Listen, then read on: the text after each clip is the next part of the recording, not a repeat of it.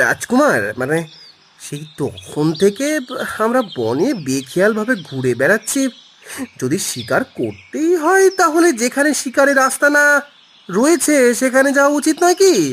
আরে যাব যাব, অত তাড়া কিসের? আগে একটু ঘুরে তো বেড়াই।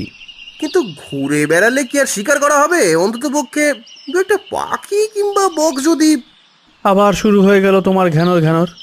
আরে বাবা, আমি যখন বলছি শিকার করার দরকার নেই, তখন তুমি এত মাথা ঘামাচ্ছ কেন?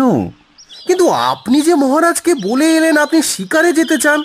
বলেছি বলে শিকার করতেই হবে, এমন কোনো কথা আছে নাকি? এমনি বললে বাবা আমাকে বনে ঘুরবার অনুমতি দিত না, তাই তো শিকারের কথা বলতে হলো। এ আপনার ভীষণ বাজে স্বভাব কুমার। আপনি কারণে অকারণে সবসময় মিথ্যে বলে অন্যকে বিব্রত করেন। আপনি বলে ঘুরতে যেতে চান, এইটা মহারাজকে বললে ক্ষতি কি হতো? ধুর, সবসময় সত্যি কথা বলতে ভালো লাগে না। সত্যি কথা না বললে বিপদে পড়তে হয়। আরে আরে, মাটিতে ওটা কি পড়ে আছে? তাই তো, রোদের আলো পড়ে চকচক করছে। কোনো গহনা কিংবা সোনা নয় তো? কিংবা দেখা গেল হিরে হলেও হতে পারে। এই জঙ্গলে হিরে আসবে কোথা থেকে? এখানে তো একমাত্র আমরাই শিকার করতে আসি। চলো না, গিয়ে দেখি আগে।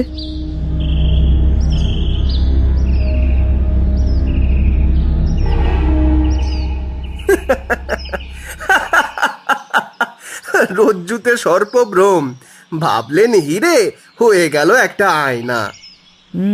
তার থেকেও বড় কথা হচ্ছে, এই জঙ্গলে আয়না এলো কোথা থেকে? আয়নাটা দেখতে কি অদ্ভুত! দেখেছো, কাঁচ সম্পূর্ণ কালো, আবার আয়নার দুই মাথায় ডানার মতো করে তৈরি করা। এমন অদ্ভুত দর্শন আয়না তো এর আগে কখনো দেখিনি। কিন্তু আয়নাটাকে আমার খুব ভালো লেগেছে, আমি এটাকে মহলে নিয়ে যাব। আয়নাটা কার, সেই বিষয়ে একটা খোঁজ নিলে হতো না? এ তুমি কেমন কথা বলছো? এই জঙ্গলে মানুষ কোথায় যে তুমি খোঁজ করবে? আর আয়নাটা যে কবে কার কাছ থেকে কিভাবে পড়ে গেছে সেটা তুমি এখন কি করে জানবে? এখন এই আয়নার মালিক আমি। যেমন আপনি বলবেন রাজকুমার। চলো, এবার আমরা রাজমহলে ফিরে যাই। আজ অনেক ঘোরাঘুরি হয়েছে, আমি এখন খুব ক্লান্ত। আর মহারাজ যদি জিজ্ঞেস করেন শিকারের কি হলো, তখন কি বলবেন?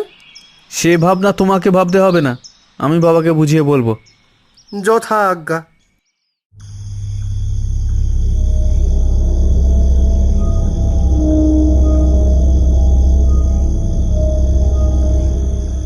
আয়নাটা দেখতে একটু অদ্ভুত হলেও ভীষণ সুন্দর, কিন্তু আয়নার উপরে এই কালো পর্দাটা কেন? এইরকম আয়না বানিয়ে লাভটাই বা কি যদি চেহারাই না দেখা যায়? এ কি, এ কি, কে তুমি? ভয় পেও না, ভয় পেও না। আমি দর্পণ পড়ি। আমি এই আয়নার ভেতরেই থাকি। দর্পণ পরি? আয়নার ভেতরে থাকো? এ আবার কেমন কথা? হ্যাঁ, এটা একটা জাদুকরি আয়না। আমি এই আয়নার পরি। অদ্ভুত, অদ্ভুত। আমি আমার জীবনে কখনো এরকম কোনো কিছু দেখিনি। তুমি এই আয়নায় থেকে কি করো? আমি মানুষকে তার আসল চেহারা দেখাই। কিন্তু এটা তো যে কোনো আয়নাই পারে, তোমার আয়নার বিশেষত্ব কোথায়? তুমি ভুল বুঝেছ। আমি বলেছি আমি মানুষকে তার আসল চেহারা দেখাই, প্রতিবিম্ব নয়। সাধারণ কাচের আয়না মানুষকে তার চেহারার সামান্য প্রতিবিম্ব দেখায় কেবল, কিন্তু আমি একজন মানুষের আসল চেহারা দেখাই, যেটা কেউ দেখতে পায় না। বটে, তাহলে দেখাও দেখি আমার আসল চেহারা। বেশ।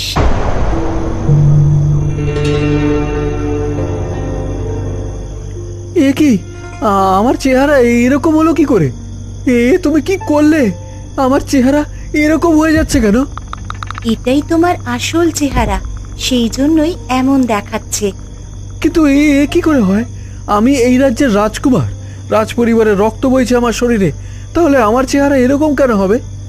এটা তোমার বংশের কোনো কারণে হচ্ছে না, এটা হচ্ছে তোমার স্বভাবের জন্য, তোমার আচরণের জন্য। রাজকুমার হয়েও তুমি রাজধর্ম শিখতে পারোনি, তোমার মধ্যে মিথ্যে কথা বলা, নিজের আনন্দের জন্য অন্যকে কষ্ট দেওয়া, এমন স্বভাব বিদ্যমান। সেই জন্যই তোমার চেহারা এই আয়নায় এমন দেখাচ্ছে। না না, এ হতে পারে না।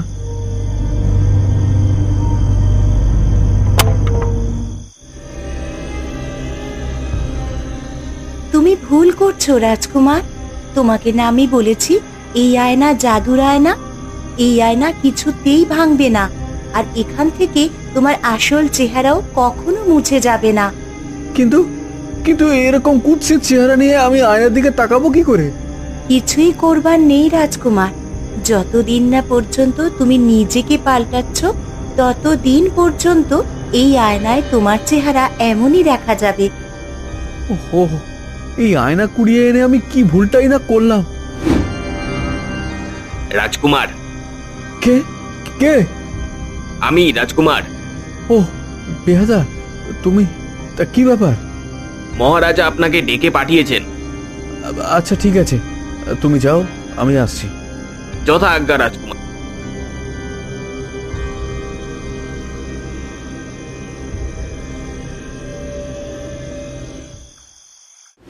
গুড নিউজ বন্ধুরা, আমি আপনাকে একটা অ্যাপ্লিকেশনের কথা বলতে চাই। এখান থেকে আপনি আপ টু 12,000 টাকা পর্যন্ত জেতার সুযোগ পাবেন। এখানের ম্যাচগুলিতে গেম খেললে কার, আইফোন, টিভি, অ্যাপল ওয়াচ জেতার সুযোগ রয়েছে। এই অ্যাপটিতে আপনি সমস্ত লাইভ ম্যাচের রেজাল্ট দেখতে পারবেন এবং সেই ম্যাচের স্কোর অনুমান করে গেম খেলতে পারেন।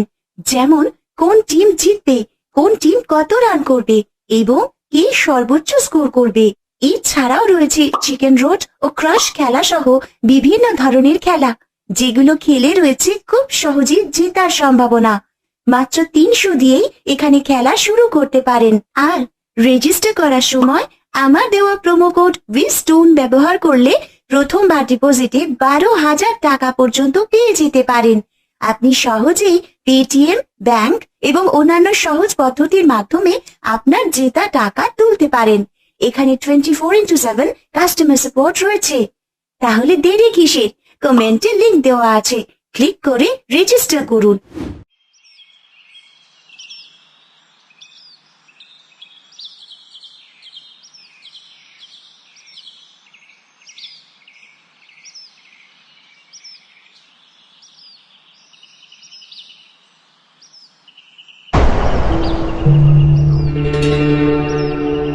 এই চেহারা আমার পিছু ছাড়ছে না কেন? নিজেকে পাল্টাও রাজকুমার, নিজেকে পাল্টাও। নিজেকে পাল্টালেই এই আয়নায় তোমার চেহারা ফুটে উঠবে। নিজেকে পাল্টাতে হবে, কিন্তু কি করেছি আমি? একটু আদ্র মিথ্যে কথা বলা কি খারাপ? তার জন্য আমার চেহারা এমন হয়ে যাবে? অন্য কোনোভাবে কি এই চেহারা ঠিক করা সম্ভব নয়? না, সম্ভব নয়। যতদিন পর্যন্ত তোমার চরিত্র এমন থাকবে, ততদিন পর্যন্ত তোমার চেহারাও আরো খারাপ থেকে খারাপ হতে থাকবে। বাইরের মানুষজন হয়তো তোমার রক্ত মাংসের চেহারাটা দেখে কিছু বুঝতে পারবে না, কিন্তু এই আয়নার সামনে দাঁড়ালেই তুমি নিজেকে চিনতে পারবে। এখন সিদ্ধান্ত তোমার।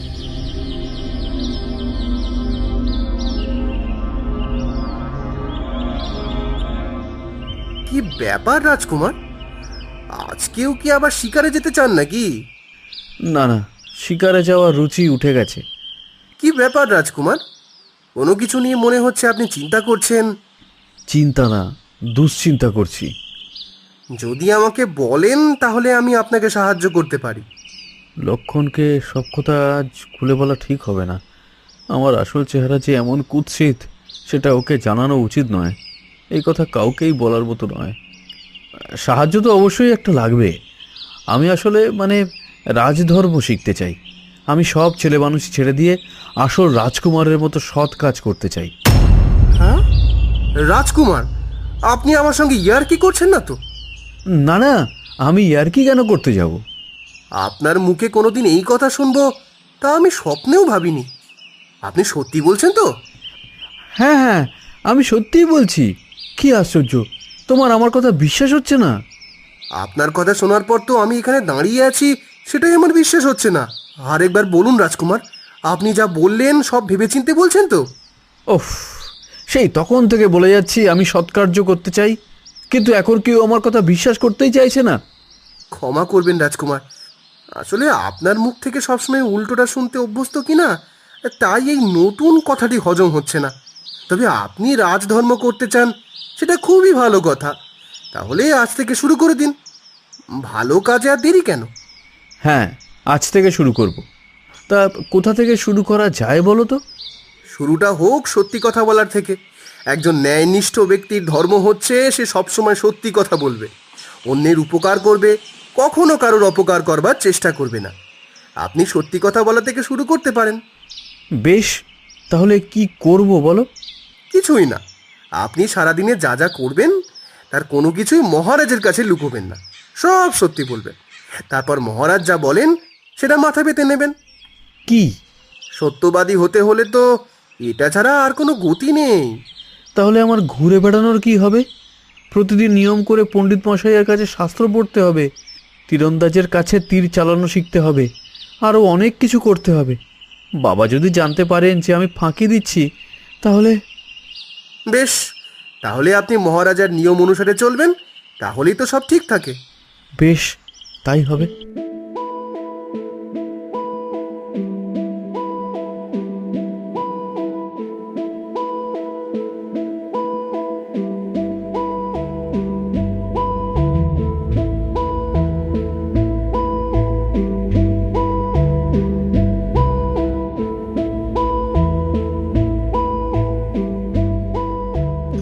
ওরে বাবা, আমার সারা গা হাত পা ভীষণ ব্যথা করছে। সে তো একটু করবেই, আজকে সারাদিন তো আপনার আর কম পরিশ্রম হয়নি।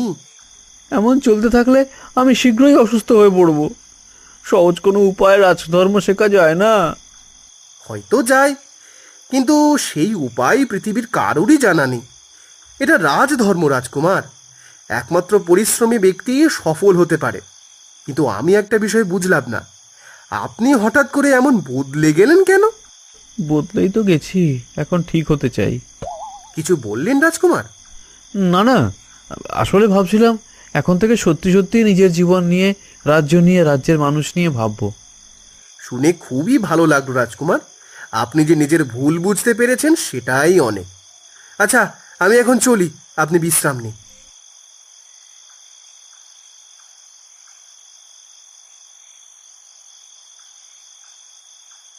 আমার চেহারা কি এখন ঠিক হয়েছে? এখনো সম্পূর্ণ ঠিক হয়নি, কিন্তু আগের তুলনায় পাল্টেছে। কেন? আমি তো আজ সারা দিন আমার যা কর্তব্য সবই পালন করেছি। এভাবেই তোমাকে প্রতিদিন তোমার রাজকর্তব্য পালন করতে হবে, তখনই তোমার কুৎসিত চেহারা আয়না থেকে মুছে যাবে।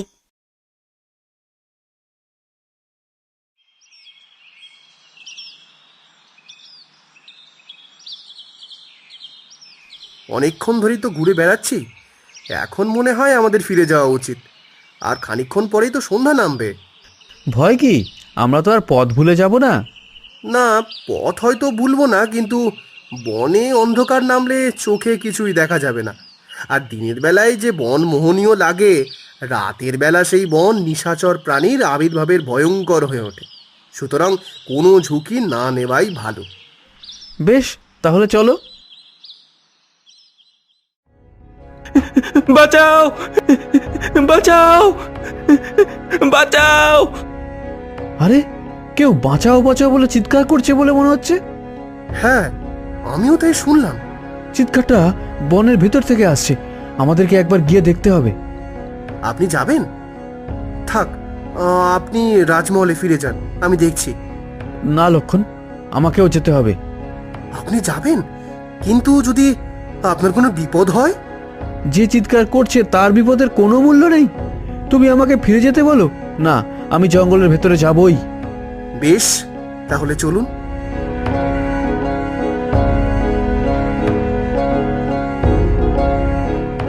আরে, এই মানুষটা দেখি মাটির মধ্যে ডুবে গেছে। তার মানে এখানে চোরাবালি রয়েছে। আগে তো কখনো শুনিনি এই কথা। বাঁচান, আমাকে বাঁচান, আমি ডুবে যাচ্ছি, আমাকে বাঁচান, আমাকে বাঁচান। কিন্তু ও তো ডুবে যাচ্ছে, ওকে বাঁচাতে হবে। দাঁড়ান রাজকুমার, বেশি কাছে এগোবেন না, নইলে আপনিও ডুবে যাবেন। তাহলে ওকে বাঁচাবো কি করে? দাঁড়ান, আমি কোনো একটা ব্যবস্থা করছি। এই দেখো, এই দড়ি যদি আমি ওই লোকের কাছে ছুঁড়ে মারি তাহলে সে এটা ধরে টেনে উঠতে পারবে। খুব ভালো বুদ্ধি ভেবেছেন রাজকুমার। এই যে, তোমার দিকে আমি দড়ি ছুঁড়ে দিচ্ছি, তুমি এটা শক্ত করে ধরো, আমরা তোমাকে টেনে তুলছি। তোমার কোনো ভয় নেই, আমরা তোমাকে টেনে তুলবই, তুমি সাহস রাখো।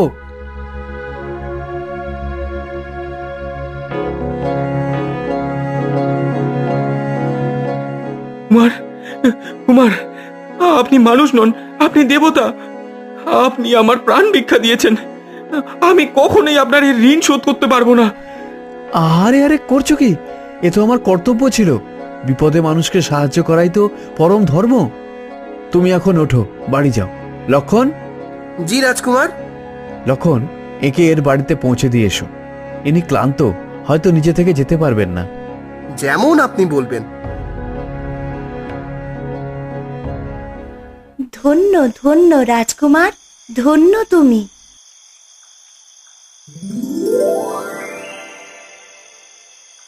এ কি, তুমি আয়না থেকে বের হলে কি করে? সে অনেক কথা রাজকুমার। আমি এই আয়নায় বন্দি হয়েছিলাম।